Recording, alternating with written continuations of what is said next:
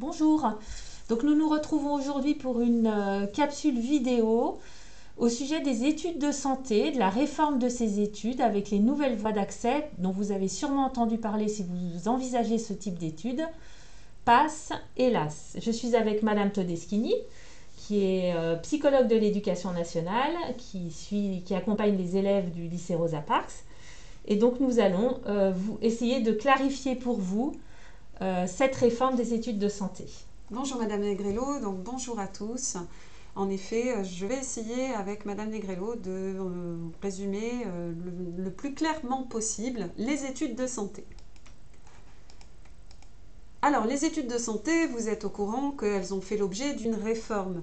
En effet, depuis septembre 2020, l'accès aux filières MMOP, donc en médecine, maïeutique, odontologie et pharmacie, ne passe plus par la PACES, par la première année commune d'études de santé, mais par différentes filières d'accès, l'objectif étant de répondre à différents profils de lycéens.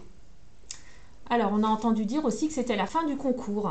Oui, en effet, alors le fameux concours en fin de PACES a été remplacé par plusieurs critères de sélection qu'on verra par la suite. Et on a entendu dire aussi que c'était la fin du numerus clausus. Est-ce que ça veut dire pour autant que tout élève qui souhaite entreprendre des études de santé va pouvoir le faire? Alors non, parce que le numerus clausus a été remplacé par le numerus apertus. En fait, c'est un nombre défini par les ARS, les agences régionales de santé, en prenant en compte les capacités d'accueil des universités. L'objectif étant de pouvoir former les étudiants en médecine en fonction, bien entendu, du nombre de places en stage disponibles. Dans les hôpitaux. Voilà, Dans les hôpitaux. tout à fait. Alors, comment s'organisent donc ces études en santé? Donc, depuis la rentrée 2020, on a deux voies d'accès pour ces filières. On a l'accès PASS ou l'accès LAS. Donc, PASS signifie parcours spécifique accès santé et LAS, licence avec option santé. Alors, comment s'organisent les études en PASS? Les études en PASS, en fait, en termes de contenu d'enseignement, sont pour la plupart, comme on le voit, dans le domaine de la santé. Et donc ça ressemble beaucoup au contenu d'enseignement d'une PACES. Tout à fait. Dans le contenu, la majorité des enseignements sont liés au domaine de la santé, auquel il faut quand même rajouter une mineure. Parce qu'en fait, quand on choisit PASS, on a la majeure dans la santé et une mineure qu'on doit choisir dans une discipline suivant ce qui est proposé dans l'université. Alors, les propositions sur l'Académie de Lyon, enfin les universités lyonnaises. Alors sur l'Académie de Lyon, sur Lyon tout au moins, nous avons en PASS une mineure dans une licence qui soit dans le domaine scientifique, que ce soit chimie, physique, mathématiques, SVT, etc. Alors nous avons aussi dans le domaine des sciences humaines, comme le droit et la psychologie qui sont possibles en mineur. Donc en fait, finalement, quand on fait PASS, on a une grande partie de nos enseignements, particulièrement sur le premier semestre, qui vont être les enseignements qui étaient les enseignements traditionnels de la PACES. Et on va y rajouter au deuxième semestre ce qu'on appelle une mineure, parce qu'en termes de nombre d'heures d'enseignement, ça sera moins important que la majeure santé. Une mineure qui est d'une licence existante, qu'elle soit une licence scientifique ou en sciences humaines. Voilà, donc c'est important de le rajouter que la mineure, en effet, en termes de contenu d'enseignement, le volume horaire sera moins important que dans PASS, on aura quand même une importance, bien entendu, sur les études de santé. Ouais. Alors on peut quand même alerter un peu les étudiants sur le fait que quand on prend une mineure scientifique, on va rester quand même dans des enseignements qui sont très liés aux enseignements qu'on aura dans le cadre de la majeure santé, alors que quand on prend une mineure en sciences humaines, ce sont quand même des enseignements qui vont être vraiment très différents de ceux qui sont vus dans la majeure santé. Ce qui peut poser quand même une difficulté d'avoir à combiner à la fois les apprentissages dans la mineure qui est décrochée, on va dire, de la majeure santé, et également de continuer ses efforts sur les enseignements de la majeure santé. Tout à fait. Il est vraiment important de bien choisir sa mineure parce que suivant, je dirais, ses facilités, suivant son projet, de choisir droit ou psychologie suppose en effet quand même de pouvoir s'organiser parce que les contenus des enseignements sont différents forcément. Alors que pour le reste, on est quand même tout à fait en lien, en cohérence avec le domaine de la santé. Maintenant, si on ne décide pas de passer par PASS, vous avez dit tout à l'heure qu'il y avait une autre voie d'accès qui est l'AS. Voilà, donc la licence accès santé. Donc là, en termes de contenu d'enseignement, elle va porter sur cette licence généraliste, que ce soit dans le domaine mathématiques ou physique-chimie ou SVT, ou sciences de la santé ou sciences de la vie. On est vraiment à l'inverse en fait de PASS, hein. On voit les mêmes domaines proposés, bien entendu. Donc le contenu de l'enseignement sera majoritairement dans cette licence avec une mineure en santé. On retrouve également en LAS droit et psychologie qui sont proposés. Donc là, effectivement, la licence option accès santé, c'est un semestre 1 avec 100% des unités d'enseignement de la licence qu'on a choisie, c'est-à-dire qu'on suit vraiment les mêmes enseignements que d'autres élèves qui sont dans la licence sans être en LAS. Voilà. Et au deuxième semestre, on aura les unités d'enseignement de la santé qui viendront s'ajouter à notre programme, avec parfois quand même une diminution en termes d'unités d'enseignement de la licence dans laquelle on se trouve. Voilà, à partir du deuxième semestre, il y a un aménagement en fait de l'emploi du temps permettant de libérer une partie des cours, souvent on dit 20% en fait de la licence, pour suivre cette mineure santé.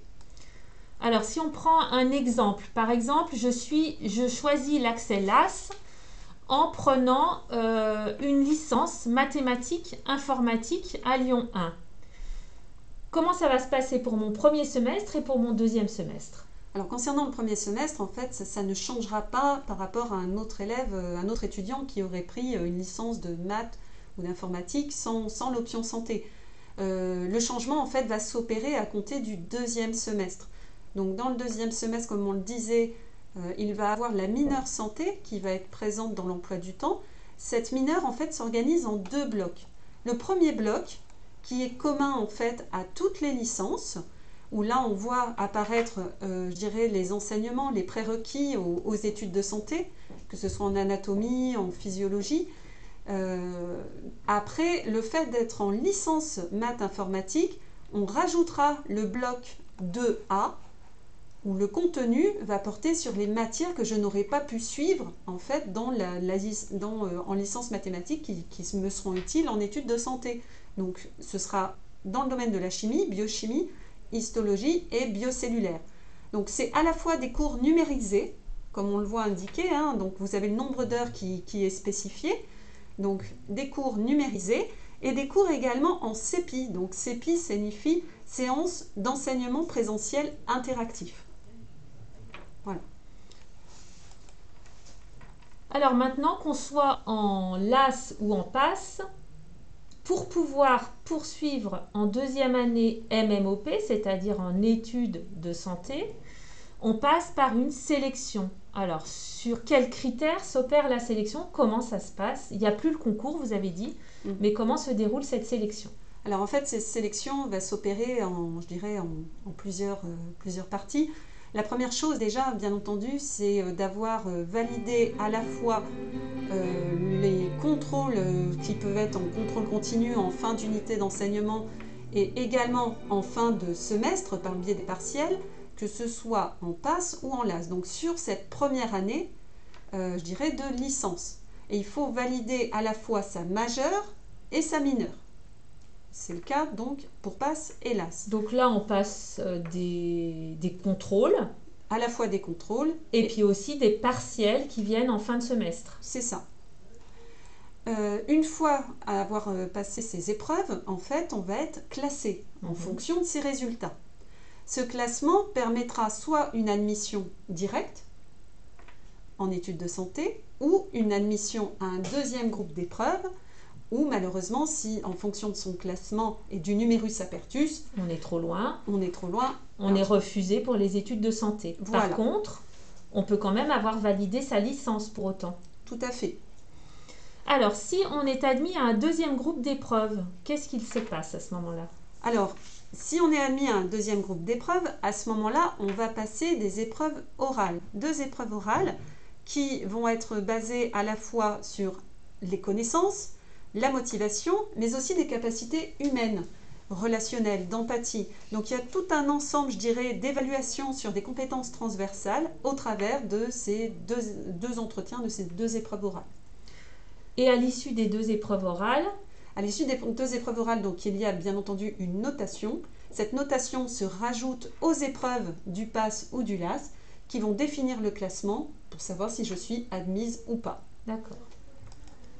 Alors, pour résumer, si je suis en PASS, j'ai une majeure santé et j'ai choisi une mineure dans une des licences qu'on a vues listées proposant une association avec les études de santé en PASS. Voilà, suivant les mineurs qui sont proposés sur Lyon.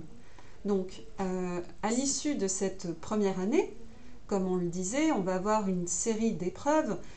Si je valide ma première année à la fois en majeure santé et aussi dans ma mineure disciplinaire, à ce moment-là, et que je suis sélectionnée, je pourrai intégrer donc la deuxième année, soit en médecine, soit en maïeutique, soit en odontologie ou pharmacie. Voilà. Maintenant, si j'ai validé ma licence, mais que je n'ai pas été retenue à la sélection, Alors, si j'ai validé ma licence et que je ne suis pas retenue, le fait d'avoir validé ma licence me permet d'accéder à la deuxième année alors si je suis en passe donc de la mineure disciplinaire. On prenait l'exemple tout à l'heure des mathématiques, j'intégrerai à ce moment-là la deuxième année en licence de mathématiques. Et je peux recandidater puisque je peux candidater 2 fois aux études de santé, soit à la fin de ma L2, de ma deuxième année de licence, ou de ma troisième année de licence. Donc j'ai 2 candidatures possibles. maintenant je suis en licence 1, mais malheureusement je n'ai ni été retenue à la sélection et je n'ai pas non plus validé ma mineure. Alors, en PASS, par contre, on ne peut plus redoubler cette première année. Donc forcément, il faudra que je candidate sur une licence ou un autre domaine. En tous les cas, il faudra que je me réoriente. D'accord. Maintenant, concernant l'AS. Alors l'AS, donc là, je suis en licence avec des enseignements liés à cette spécialité. Voilà. Et je fais une option santé. Donc, il faut que je valide à la fois ma majeure et ma mineure. Si je valide, du coup, les 2, je peux tenter la sélection pour intégrer la deuxième année d'MMOP. Si malheureusement, mes résultats ne me permettent pas, je n'obtiens pas mon admission en deuxième année d'MMOP, mais que j'ai validé ma première année de licence, j'intègre du coup la deuxième année et je peux recandidater aux études de santé, soit à la fin de ma L2 ou de ma L3. Maintenant, si à l'issue de cette première année de licence, je n'ai ni la sélection ni la validation de ma majeure de licence, qu'est-ce qu'il se passe? Alors là, par contre, contrairement à PASS, je peux redoubler si je le souhaite cette première année de licence. C'est-à-dire refaire la même licence première année. Tout à fait. Ou alors, je peux me réorienter vers une autre licence ou une autre formation. Eh bien, écoutez, Madame Todeschini, je pense qu'on a donné l'essentiel des éléments d'information. On peut inviter les élèves à aller se renseigner en allant sur le site de l'Université Lyon 1, dont l'adresse s'affiche ici. Je terminerai avec quelques questions que nous ont remontées certains lycéens de Rosa Parks et dont les réponses peuvent intéresser plus largement. Alors, on nous a demandé si on avait plutôt intérêt à aller en LAS ou en PASS. Par exemple, si je suis intéressée par la psychologie, est-ce que j'ai plutôt intérêt à aller en PASS avec une mineure psycho ou bien est-ce que j'ai plutôt intérêt à aller en LAS, majeur psycho, avec option accès santé? Alors, je dirais, cette réponse, en fait, tout dépend du profil de l'élève, parce que l'air de rien passe forcément, on l'a vu dans le contenu, les enseignements seront dirigés dans le domaine de la santé, donc tout dépend après des enseignements de spécialité suivis en première et en terminale. Le niveau également, et puis surtout le projet, parce que si vraiment mon projet est d'intégrer des études de santé, peut-être qu'il vaut mieux passer par PASS que LAS. Ce qu'on peut quand même dire, c'est que c'est pas une question de stratégie, c'est-à-dire que si je suis vraiment intéressée par les études de santé, je ne peux pas partir du principe que ça sera peut-être plus facile d'accéder aux études de santé par la licence. Même peut-être au contraire, puisque d'après ce que l'on comprend du vécu des étudiants cette année, il faut vraiment être très à l'aise donc dans les meilleurs de sa licence pour imaginer pouvoir rajouter en deuxième semestre toutes les unités d'enseignement qu'on a vues qui concernent l'accès santé. Voilà. Donc c'est vraiment, si on est vraiment sûr de vouloir accéder aux études de santé et que c'est vraiment un projet prioritaire, PASS est peut-être à privilégier. LAS conviendrait peut-être mieux à des élèves qui seraient très intéressés par une licence, mais qui voudraient se ménager la possibilité de pouvoir ensuite accéder aux études de santé si ce projet se confirme. Voilà, tout à fait. C'est vraiment en fonction du projet de l'élève. Maintenant, si vraiment il veut se diriger vers des études de santé, autant passer par PASS plutôt que LAS. Alors, des élèves se posent la question du nombre de places dans certains domaines de formation. Et par exemple, là, on avait une question sur odontologie. Comment est-ce qu'on sait où sont publiés ces chiffres? Est-ce que vous le savez? Alors, l'an dernier, c'était bien particulier parce qu'on était encore sous l'ancien système, en fait, sous PACES. Là, maintenant, à présent, le nombre, en fait, de places définies dans chacune des spécialités va passer par l'ARS, l'Agence régionale de santé. Mais de ce que on nous a dit, ce chiffre va peu évoluer, en fait, par rapport à l'année dernière. Alors, sur l'odontologie, les chiffres de 2020, c'était 32 places à Lyon-Est, 19 places à Lyon-Sud, donc 51 places en tout. Ceci dit, ces 51 personnes ne sont pas forcément les 51 premières du classement MMOP. Tout à fait. Il est possible que dans les 10 premières places, 2 personnes souhaitent dentaire, mais les 8 autres souhaitent se répartissent entre des vœux de médecine, de maïeutique et de pharmacie. Donc en fait, ce n'est pas uniquement le nombre de places qui importe pour savoir si on va pouvoir rentrer dans cette formation, mais également aussi de regarder sur les années précédentes jusqu'à quelle place on prenait des élèves pour tel ou tel type de formation. Voilà, tout à fait. Les chiffres en tant que tels, je dirais, en effet, ne sont pas représentatifs. Il y a quand même tout un ensemble de critères à prendre en considération. Alors, on nous pose une question aussi concernant les boîtes à colle. Alors, nous ne sommes pas spécialistes des boîtes à colle, ni vous ni moi. Non. Nous savons par contre à peu près de quoi ils retournent. Oui, alors les boîtes à colle, en fait, c'est une structure, un lieu qui permet d'avoir des cours, accompagnement, des cours supplémentaires pour a priori mieux se préparer et réussir justement cette sélection aux études de santé. Alors, les propositions sont très variées sur le marché, à des tarifs quand même, dans tous les cas, assez importants. Donc, il faut vraiment vous renseigner. Et d'autre part, les prix ne correspondent pas forcément à des offres équivalentes. Donc, il faut vraiment que vous regardiez précisément, si vous êtes intéressé par ça, que vous regardiez précisément les services qui sont assurés au regard des sommes que vous allez dépenser.